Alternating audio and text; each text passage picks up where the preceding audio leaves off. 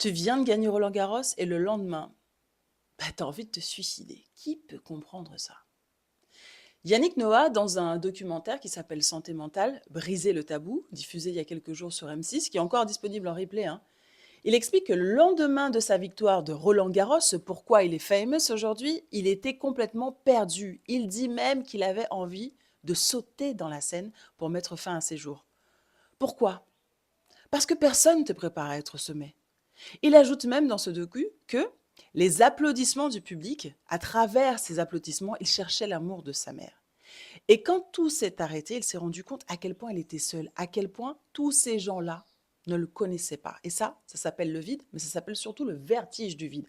Pourquoi c'est important de le comprendre? Parce que 24% des jeunes, des sportifs de haut niveau de 16 à 25 ans, souffrent de troubles anxieux généralisés. 17% présentent des symptômes dépressifs. 44 sont touchés par les troubles du sommeil. Et presque personne n'en parle.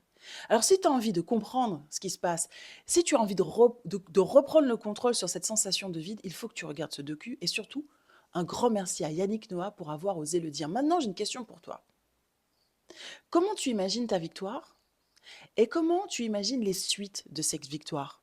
Est-ce que tu aurais pensé qu'on se sentirait aussi seul après une victoire?